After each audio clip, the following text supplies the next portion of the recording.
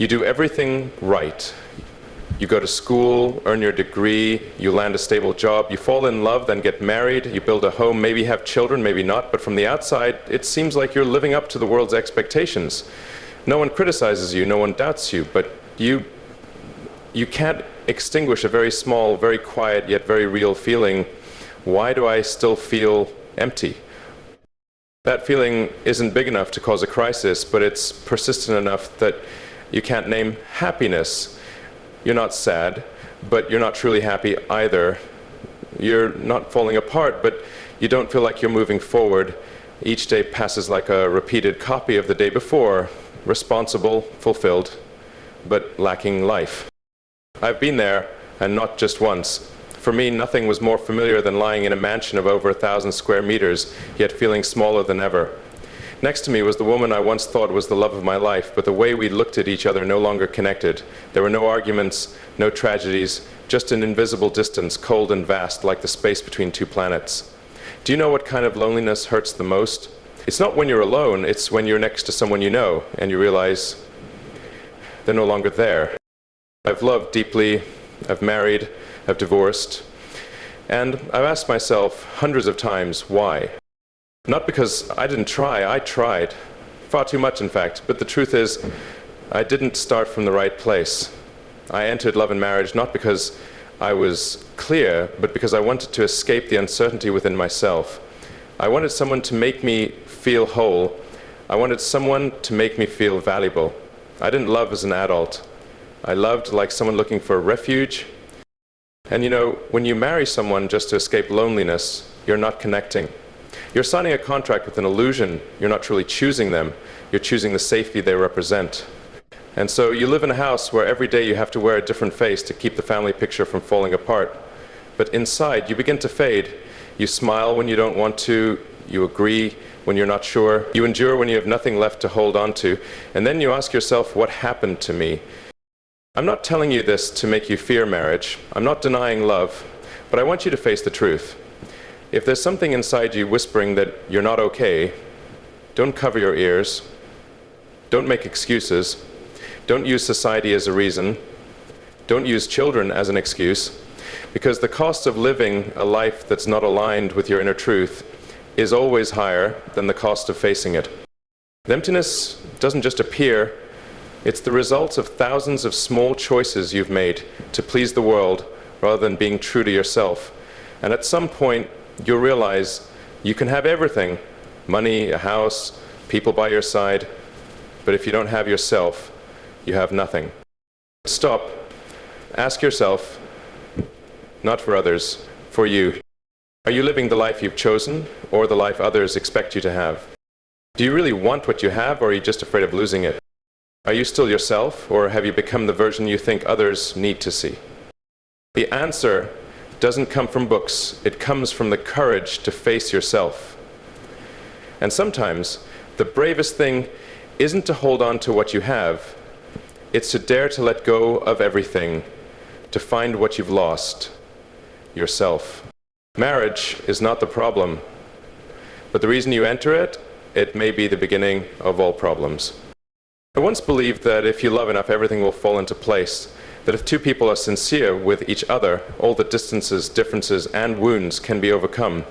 But the truth is, love is not a magic spell. It cannot erase things you've never dared to face within yourself. It only reveals the voids you've tried to hide. And when you enter marriage with the mindset of expecting the other person to fill the emptiness within you, you are not loving, you are depending. I have lived through that. I married when I was young, when I thought love was a salvation, a refuge amidst the chaos of work, ambition, and life. But then I realized, if you haven't learned to stand strong on your own, no one can make you stand firm. Marriage is not a crutch for unhealed wounds. It is a journey where both people need to know how to walk. Most people are not wrong when they love. They are wrong about why they love. Because they fear loneliness, because they fear being left behind, because they are of age, because everyone else is getting married, because parents are waiting, because friends have settled down. These reasons may seem reasonable, may seem easy to accept, but they are not your personal truth. And when you live according to someone else's schedule, you pay the price with your emotional freedom. I've sat in the most luxurious rooms with the woman I once thought was my destiny, but our eyes no longer met. We didn't hate each other, we didn't conflict, we simply became two people living parallel lives with no intersection.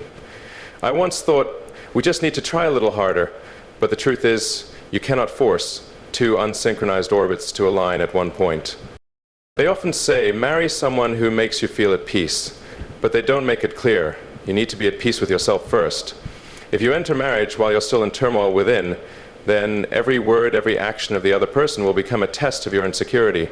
And worse still, you'll start acting, playing the role of a good wife, an ideal husband, playing the role of happiness until you no longer recognize what is real and what you've created for others to believe you're fine. Marriage, if not built on clarity, becomes a loop of expectations and disappointments. You expect the other person to understand you, feel you, support you, but they're also demanding the same thing. And then both of you become exhausted from waiting, from hoping, from not daring to speak the truth. You don't speak out because you fear hurting them, but silence is the thing that poisons every connection. Don't marry because you need someone. Marry when you don't need anyone, but still choose that person every day. Don't marry to escape loneliness. Marry when you can sit alone in silence and feel complete. Don't marry to feel valuable. Marry when you know your value doesn't need anyone to prove it. At that point, marriage is no longer a place where you run to avoid yourself, but a place where two people lift each other up, face the dark sides, and walk towards the light together. And if you're in a relationship, ask yourself, do you love that person, or do you love the feeling of safety when they're beside you? Did you choose them, or did you choose them because you fear there is no one else? Do you feel yourself growing in that relationship, or are you shrinking every day to keep it from breaking? I've been wrong many times, but I learned that marriage doesn't save anyone. It only amplifies the truth. And if you're not honest with yourself from the beginning, you'll pay the price with the years that you could have lived right, lived true, lived fully. Life is not wrong, but don't enter it for the wrong reasons, because life doesn't offer many chances to do it again. And if you marry out of fear, you will live a life that is not yours, and that is the quietest, most painful death from which no one but you can save yourself. It's not the first shock that drains you, it's the quiet, gradual erosion that happens every day when you love the wrong person. It's not the arguments that break you, it's the empty looks, the silences full of distance, the moments when you turn to the person beside you but can no longer feel them, or even yourself. I've been there. Sitting on a private jet next to the person I loved, with every material condition anyone would think is ideal, but inside me there was a void that couldn't be filled. Not because the other person wasn't good enough, but because I was shrinking, curling up and losing my way in a relationship I once thought was salvation. Here's the truth no one tells you. Loving the wrong person doesn't just hurt you, it wears you down little by little. Your confidence, your dreams, your personality, even your fighting spirit, you start compromising, then sacrificing, then yielding, then staying silent, then losing yourself. You're no longer you, you're just a watered-down, shrunken version of yourself, trying to fit into the frame of a relationship that's going off course. The most dangerous thing is not betrayal, it's when you no longer recognize yourself in the mirror. When your eyes no longer light up for anything, when you start letting go of every small dream, every personal habit, every core value, just to maintain a false stability. You don't speak up because you're afraid of losing them. But what you're losing every day is yourself. And the scarier thing is, you'll get used to it. Used to not being heard. Used to having to regulate your own emotions. Used to putting your desires on the back burner. Eventually, you'll stop feeling like you're worthy of love in the right way. I'm not telling you this to make you afraid of love. I'm telling you this to wake you up. Because I once thought love was about enduring, sacrificing, holding on no matter what. But in reality, when love makes you shrink, when it makes you lose your identity, that's not love, it's dependency in disguise.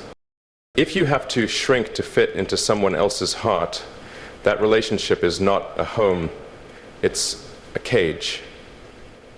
And if every day with them makes you feel like you're losing a part of yourself, then maybe what needs saving isn't the love, it's you. I once loved in uncertainty, loved when I wasn't healed myself, loved to fill the void, and then I found myself in sleepless nights beside someone who used to be everything to me, but I couldn't reach them anymore. That feeling, no noise, no clear tragedy, but it slowly kills you like rust, quietly and mercilessly. Ask yourself just one question. Am I loving this person, or am I trying to heal something within myself through them? Because if the answer is the latter, you don't need love, you need healing. And that healing doesn't come from anyone else. It comes from you stopping, taking a step back and looking at how much of your soul you've traded just to keep someone who wasn't truly walking beside you. Loving the right person, you will grow beyond yourself, shine brighter, become stronger. Loving the wrong person, you will fade, run dry, and eventually disappear. Not through physical death, but through spiritual death. A kind of death where people still see you living, smiling, functioning, but inside you've already turned off a long time ago. I was once like that. I used to burn brightly in my work, but freeze cold in my personal life. I had millions of people trusting me out there, but couldn't make the one I loved the most understand me. And in the end, I didn't blame them. I blamed myself for not being honest with my own feelings, for trying to continue a relationship just because I feared returning to loneliness. But you know what? Loneliness doesn't kill you. Compromising too much does. And when you choose to stay because you're afraid of being alone, you're choosing a slow death instead of real life. I think you lost that person at a specific moment, after a fierce argument, after a betrayal, after a day when both of you stopped trying. But no, the break didn't happen at that moment. It started long before, when you lost yourself without realizing it. It's not that the other person changed suddenly, it's that you changed little by little, in silence. You started staying silent when you wanted to speak, laughing when you didn't want to, yielding because you were afraid of offending them, agreeing with things that went against your core values just to keep the peace. Each time you cut off a part of yourself and called it love. You didn't fall into heartbreak because they were so bad. You fell into heartbreak because you had stepped away from your true self for far too long. And when you are no longer yourself, all connections become artificial, no matter how many promises are made. I've been through that. No wave was large enough to bring down my marriage in a single day, but every small drop of me ignoring my own feelings, trying to play the right role, chasing the expectations of everyone except myself, leaked, soaked in, until everything shattered. We often ask, why don't they love me anymore? But the real question should be, when did I stop loving myself? Love doesn't die because of conflict. It dies because one or both people no longer have the courage to be authentic. And when you live a lie for too long, what's left of your feelings is merely a formality. It's two people bound by paper, by wedding photos, by introductions in society, but no longer companions. The painful truth is this: you can sleep in the same bed with someone every night, but you haven't been together in your minds for a long time. You can call each other husband and wife, lovers, partners, but you don't speak a single honest word anymore. You still dine together, still appear at the same events, but your soul is somewhere else, where you remember the free, vibrant, passionate version of yourself before you lost it. You don't need a big reason to leave. Just be honest with the question, do I still recognize myself in this relationship? If the answer is no, then what you need to save is not love, but your identity. Because before you lose a person, you lose things that are far more important: your convictions, your passion, your emotions, your standards, your self-respect. You trade each of those pieces to keep them around, and ironically, when they no longer stay, you lose not only them, but also yourself. I once thought that endurance was a part of love, but no. Endurance distorts you. It turns you from a free person into a dependent one. It turns your laughter into a forced habit. It turns your honesty into selective silence. It turns affection into obligation. And from there, you gradually fade away. Remember this: the person who truly loves you will never ask you to sacrifice yourself to love them. The true companion will never make you feel small in your own life. And the right relationship will make you grow, not shrink. Don't wait until one day you look back and realize you've traded your soul just to hold on to something called stability, because the price you pay for false stability is the real life that has been stolen from you. I don't care how deeply you love someone. I don't care how romantic your current relationship is. If inside you there is still a mess that hasn't been healed, you will hurt that person. Not because you are cruel, but because you're not ready to love the right way. You might think that if someone loves you enough, all your wounds will heal. Wrong. Love is not a cure for the brokenness inside you. It's merely a mirror. The deeper you love, the clearer you see what you are carrying within. If you haven't made peace with your loneliness, you will bring that fear into your relationship. You will control the other person, not because you are malicious, but because you fear being abandoned. You will demand affirmation, not because you need affection, but because you've never felt enough. And sooner or later, love will turn into a battlefield, where both of you try to fill a void that the other cannot fill. I've lived through that. I once entered a relationship when I was still shattered. I didn't know what I needed. I just knew I didn't want to be alone. And so I handed that emptiness to someone else and expected them to make me whole. But they couldn't. No one can. No one should have to pay for the wounds you haven't healed yourself. They can love you, but they are not obligated to heal you. Love is not a recovery center. It's the meeting of two people who already know how to stand on their own, not two people leaning on each other. Think clearly, if you're not clear with yourself, if you haven't built an inner life that's strong enough, you don't need love. You need to clean up. You need to understand what inside you causes panic when someone doesn't reply immediately. You need to understand why you feel abandoned when the other person is busy. You need to understand why you feel guilty when you ask for the simplest things. Because if you don't face these things, you'll make the other person live in the shadows of your own. We often blame love. Love hurts me. Love makes me fall apart. No. It's the immaturity inside you that makes love a form of escape. You don't need someone to love you so much that they forget themselves. You need someone who can love you while you stand firm, self-sufficient, and clear-headed. Love is not dependency. Love is not about merging two voids together just to call it enough.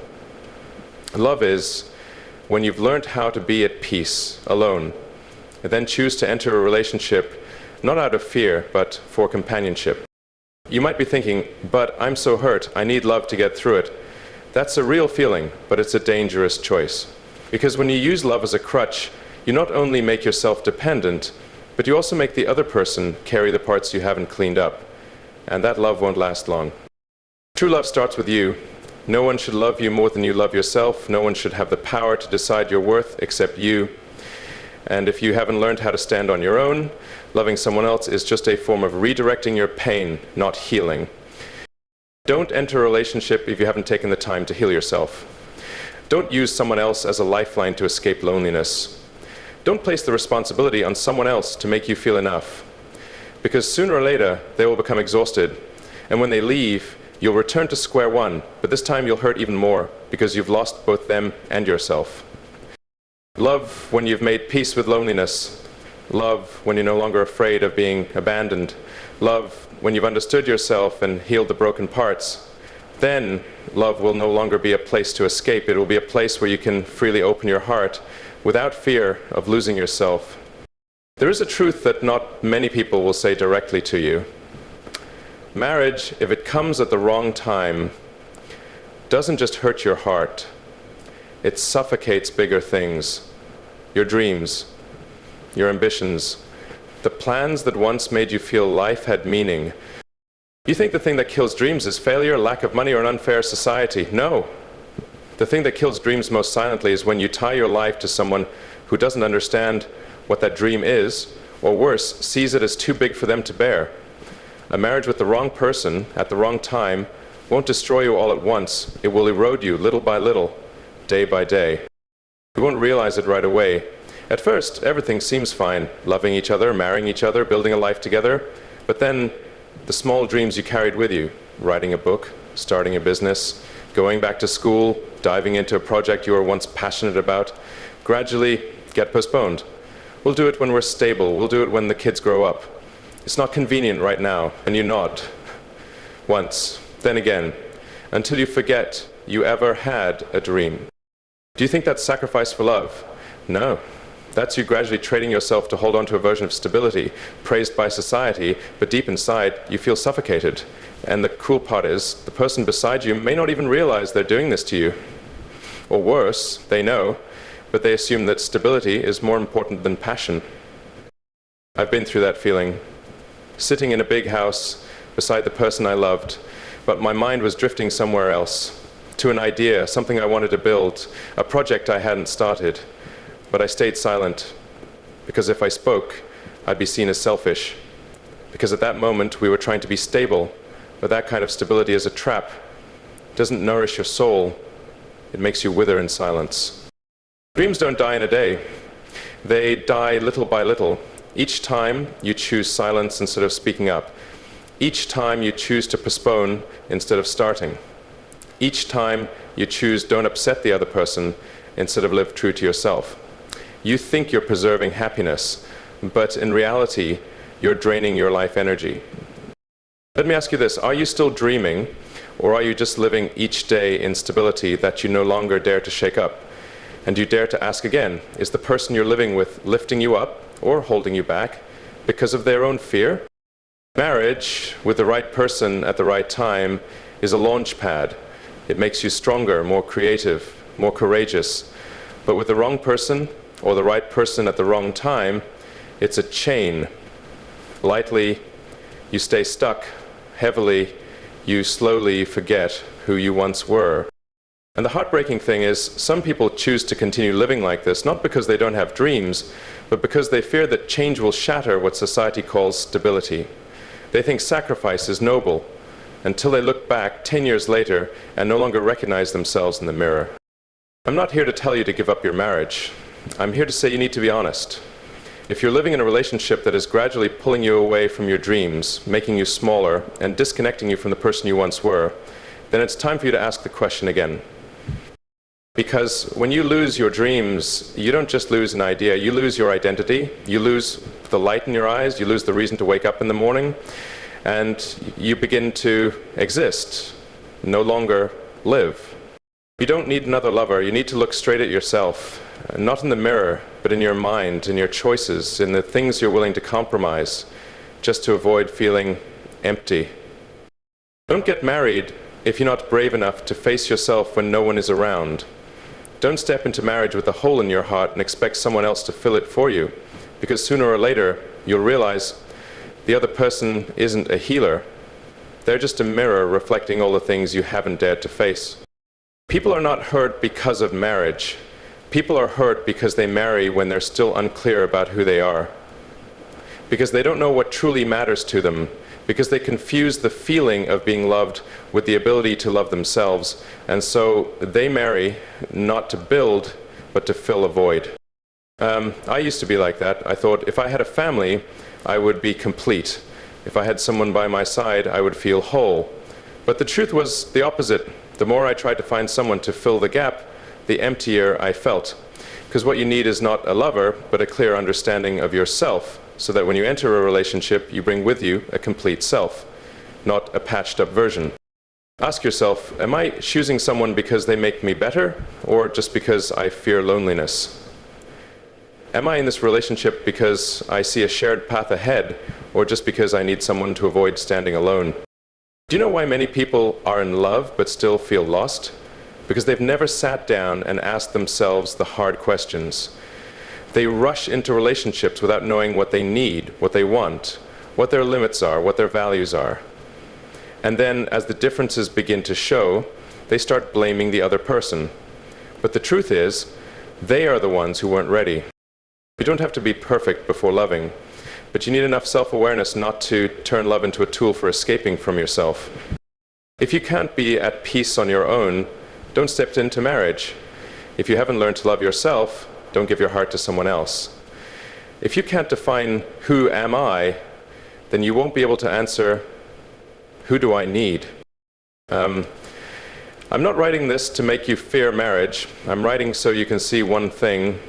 Marriage is not a reward, a salvation, or the final destination. It's just a part of the journey. And if you enter that journey with a confused mind, you won't just lose your way, you'll drag the person with you. So instead of asking, have I met the right person, ask, do I understand myself clearly? Instead of asking, do they love me? Ask, do I love myself when no one is around? Instead of asking, are we compatible? Ask, am I living true to my values? And if these questions make you silent, that's a sign you're not ready. But that's okay. Not being ready doesn't mean you're unworthy. It just means you need more time to build a strong foundation before building the house called marriage. Because if you don't define yourself before loving, you'll melt into the other person, and when the relationship cracks, you won't just lose them, you'll lose yourself too. You're not blind. You see the signs right from the beginning. You just pretend not to. You call it a chance for the other person to change. Everyone has imperfections. Love requires tolerance. But in reality, you are just justifying your fear, the fear of loneliness, the fear of starting over, the fear of accepting that you've placed the wrong bet. And it is this silence, this forgiveness too quickly, that is burning you from the inside. We don't lose ourselves because of a big event. We lose ourselves through every time we ignore the things our heart knows are wrong. Every time you laugh off a hurtful comment, you shrink yourself. Every time you call disrespectful behavior just because they were stressed, you trade your self-respect. And every time you say everyone has their flaws, but inside you know you're hurting, you tear apart your own boundaries. I've done that. Not because I was foolish, but because I was afraid of losing the person I loved, afraid to admit that I might have invested in the wrong person. And so I tried to endure, tried to make it right, tried to wait a little longer. But what I didn't understand at the time was time doesn't heal the things you're pretending not to see. It only makes the wound sink deeper. You know what the signs are. It's not the flashy things like how they say I love you, but how they react when you need them the most. When you're vulnerable, do they avoid you or stay? When you speak the truth, do they listen or defend themselves? When you dare to dream, do they cheer you on or mock you? These things are not temporary, they are the essence. Don't call prolonged hurt the process of love. Don't justify the suffocation inside with empty phrases like, no one is perfect. Because if you have to lose your peace to keep someone around, that's not love. It's the most dangerous trade you can make. You might think, no one is perfect, so should I leave just because of a few small things? But remember, what you call small today will become the reason you fade away over the next 10 years. Not because they grow larger, but because you shrink. Because you've gotten used to tolerating. Because you've stopped believing you deserve a truly peaceful relationship. The most dangerous thing is not when someone hurts you, it's when you begin to convince yourself that this hurt is normal.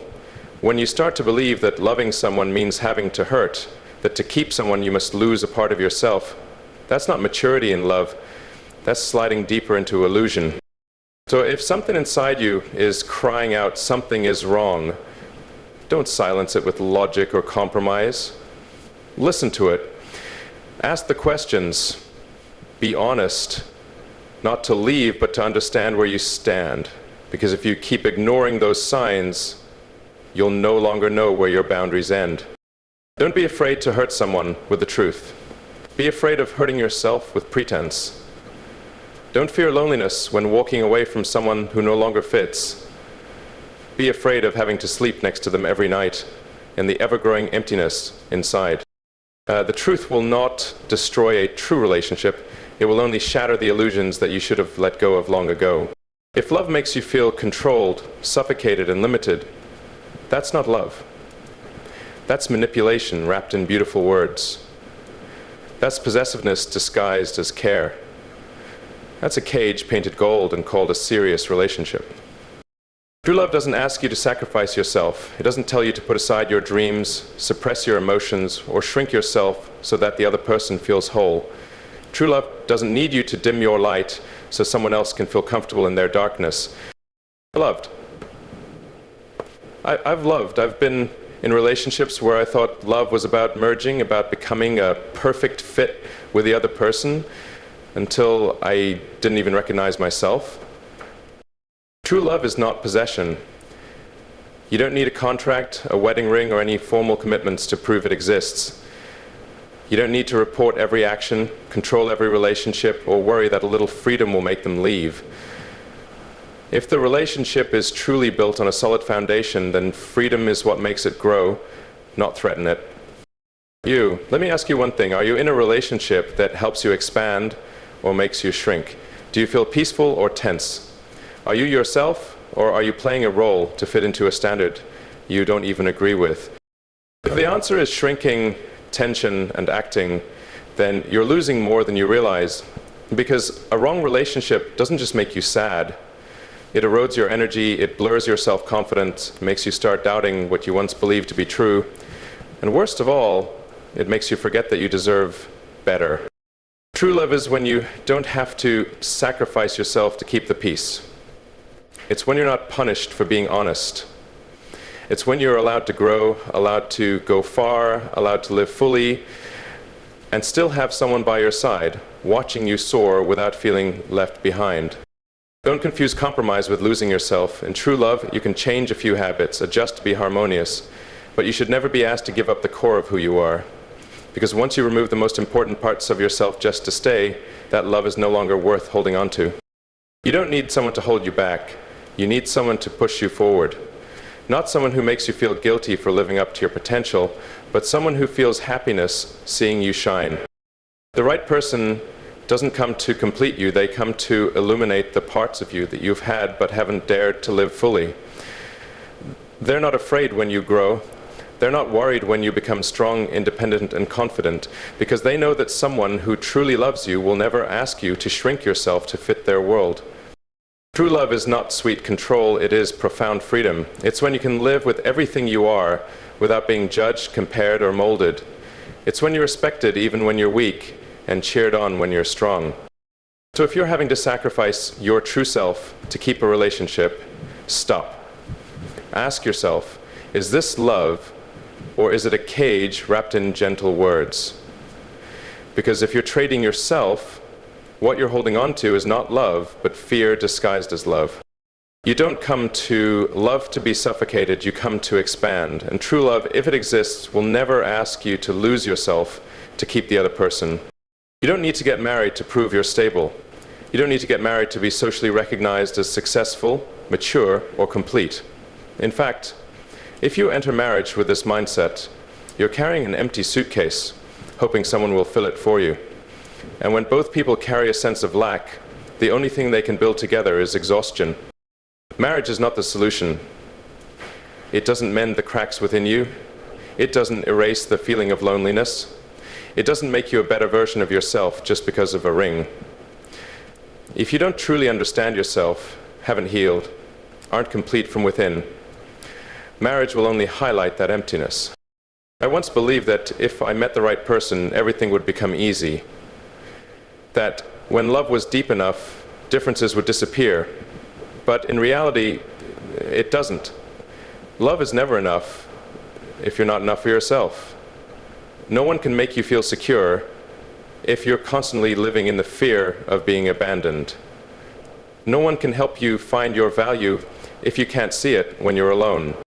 It took me years to understand that marriage is not a reward, it's a result. A natural result when both people have learned how to live authentically, how to be emotionally independent, how to take responsibility for themselves. At that point, they come together not to complete each other, but to expand together. You shouldn't get married because you need someone by your side. You should get married when you're strong enough not to need anyone, but still choose to stay. Because their presence helps you become the highest version of yourself. Because beside them, you can still be yourself, but better, deeper, and more aware. Don't make marriage the goal. Because when you treat it as the destination, you rush toward it, ignoring the warning signs, ignoring the questions that need honest answers. And then you realize you've bet your entire life just to meet a deadline that society set for you. Instead, start by building a life you love when you're alone. Learn how to heal yourself, take responsibility, and nourish yourself.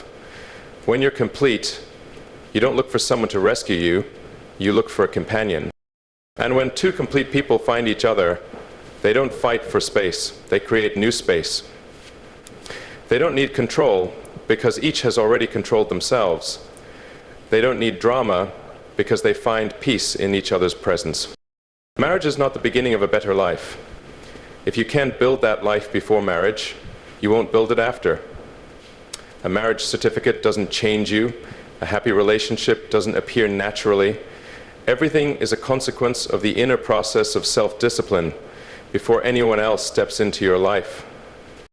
If you don't know who you are, you'll easily get lost in a relationship. You'll search for meaning in the eyes of others instead of within yourself. You'll try to fit in instead of living true to yourself. And in the end, you won't be able to tell the difference between who you are and the expectations you've been trying to carry. Marriage is just a form. What matters is the foundation beneath. If the foundation is maturity, inner freedom and respect, then even without a wedding, you're already living in true love. But if the foundation is fear, lack, and social pressure, then even with all the legal bindings, you'll still feel lonely.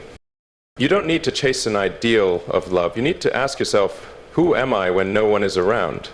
Can I live peacefully with myself? And if someone enters, do they make me deeper, stronger, or do they just make me more dependent? When you answer these questions with awareness, you'll know marriage is not something you have to get to feel complete. It's something you naturally attract when you are fully yourself. At that point, you don't marry out of emptiness, you marry out of fullness.